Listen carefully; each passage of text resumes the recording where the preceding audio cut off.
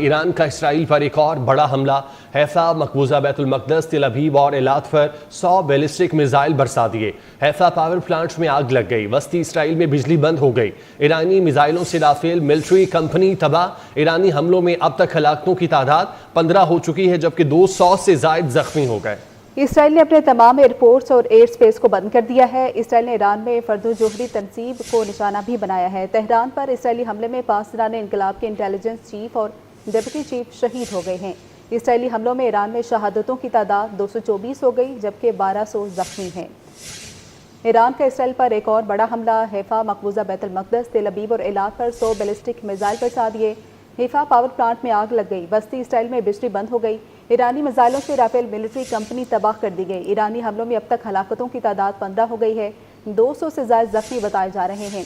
Israel ने अपने तमाम एयरपोर्ट्स और एयर स्पेस को बंद कर दिया है। इसराइल ने ईरान में फर्दो जोहरी तनसीब को निशाना भी बनाया है। तेहरान पर इसराइली हमले में पाकिस्तान इनकलाब के इंटेलिजेंस चीफ और डिप्टी चीफ शहीद हो गए।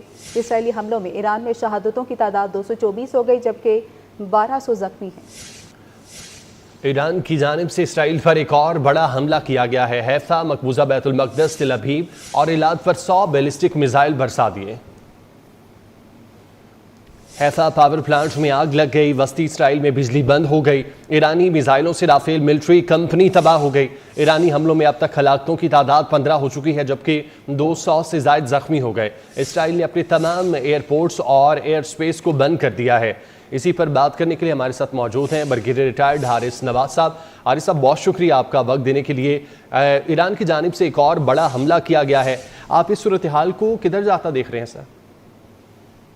जो है वो ये स्केल बढ़ता जा रहा है और इसमें ज़ाहिर है कि सबसे बड़ा जो डिफॉल्टर जो अग्रेसर है आप किसी मुल्क की सॉवरेनिटी पे बॉर्डर पे आप जिला ख्याल अगर आप अटैक कर देंगे तो दे ऑल द राइट कि वो अपने डिफेंस में जो दूसरे मुल्क के खिलाफ कार्रवाई करेंगे, जिनमें कन्वेंशन कैटेगरी 1 लिखा हुआ है।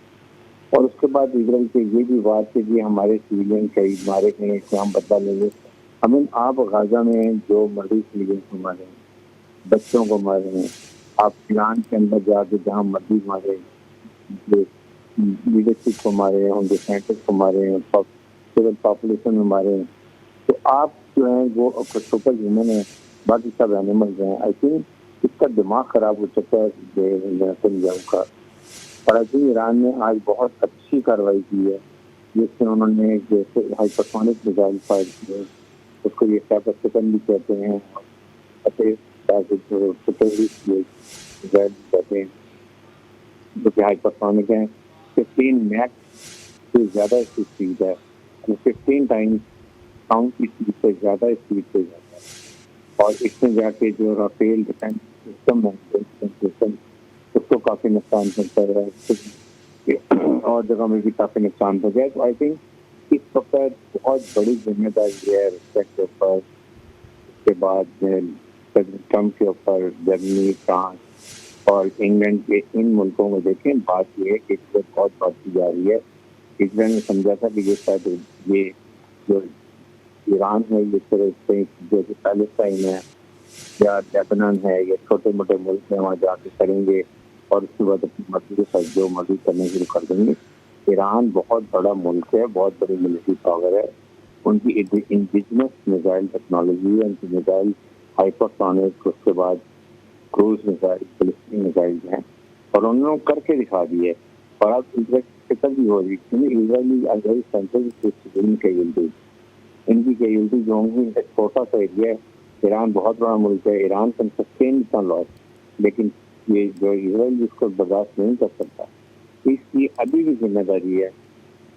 अभी भी ये लोग ममालिक को समझना चाहिए और बड़े ममालिक को दरमियान में आना चाहिए, सफारतकारी को मौका देना चाहिए और इसको डीएस्केलेट करने की जरूरत। ठीक है, हारिस नवाज साहब हमारे साथ ही रहिए। एंकर पर्सन मसूद रजा ने भी हमें ज्वाइन किया है। मसूद, जिस तरह से हम देखते हैं कि अमरीकी रूसी सदर का भी रब्ता हुआ और दीगर आलमी रहनुमा भी रब्ते कर रही हैं, तो आपको लगता है कि सालसी हो जाएगी उस टाइम में जबकि ईरान सालसी से इनकार भी कर चुका है? देखिए, ईरान प्रेशर में आने वाला अब नहीं लगता और ईरान की जो जंगी हिकमत अमली है वो बहुत सिंपल और बहुत सादा है और उसका कोई तोड़ अभी तक नजर नहीं आ रहा। मैंने पहले भी कहा कि ये 7 लेयर्स हैं जो ईरान के मिसाइल्स को रोकने के लिए इस्तेमाल हो रही हैं। अमेरिका अपनी कोशिशें कर रहा है, उसने अपना एयर डिफेंस सिस्टम लगाया हुआ है, इसके अलावा उसके जहाज जो हैं वो मिसाइलों को रोकने की कोशिश कर रहे हैं। बरतानिया का एयर डिफेंस सिस्टम और बरतानिया के जहाज रोकने की कोशिश कर रहे हैं।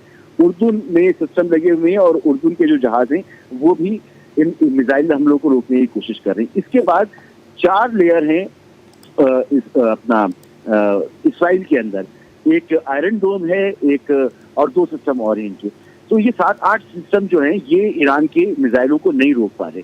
तो अब अगर बहरी बेड़े आके खड़े हो जाएं अरब मिडिल ईस्ट समंदर के अंदर, तो जी समंदर के अंदर अगर खड़े हो जाएं तो ईरान उनको भी अटैक करेगा। जब यहाँ पर आप नहीं रोक पा रहे तो वहां पर कैसे रोक पाएंगे। और हम ये भी जानते हैं कि ईरान की जो प्रोडक्शन है मिसाइल की वो भी रुकने वाली नहीं है, क्योंकि उसे मुसलसल पीछे से कमक मिल रही है। उसे पीछे से मुसलसल वो किस तरह से मिल रही है, हमने पहले ही बताया कि ईरान की तकरीबन कोई 40 से 45 अरब डॉलर का तेल की एक्सपोर्ट है, जो वो करता है चाइना के साथ, वो करता है रशिया के साथ, और थोड़ा सा हिस्सा उसका इंडिया के साथ है। तो उसके बदले वो साजो सामान लेता है, बार्टर करता है उनके साथ, या गोल्ड लेता है या क्रिप्टो लेता है। तो वो ऑयल तो जाता रहेगा, और वो जाता रहेगा तो उसके बदले में उनको मदद भी मिलती रहेगी। और अगर फिलहाल नहीं भी जा रहा तो उनके वो ताल्लुकात हैं चाइना के साथ और रशिया के साथ कि उनको पीछे से मदद मिलती रहेगी। और इसके अलावा भी ईरान ने ज़ेरे ज़मीन पूरे शहर आबाद किए जिसमें कि वो सिर्फ मिसाइल बनाता है, ड्रोन्स बनाता है। तो ईरान के पास बहुत असलाह भी मौजूद है और उसकी कैपेबिलिटी भी है कि वो जहां चाहे वो टारगेट कर सकता है। उसके पास long distance, long range missiles मौजूद हैं। तो वो अमेरिका हो या बरतानिया हो या कोई भी हो, सारे सिस्टम तो उन्हीं के लगे हुए हैं, उन्हीं का असलाह है। जब वो नहीं रोक पा रहे इसराइल पर हमले, तो अपने एयरक्राफ्ट कैरियर पर कैसे रोक पाएंगे। तो मुझे नहीं लगता कि वो जंग में बराह रास्त शामिल होंगे। प्रेशर टेक्सट्स जरूर हो सकती हैं, लेकिन इनसे ईरान। ठीक है, एंकर पर्सन मसूद रजा, ब्रिगेडियर रिटायर्ड हारिस नवाज साहब हमारे साथ मौजूद थे। आप दोनों का बहुत शुक्रिया।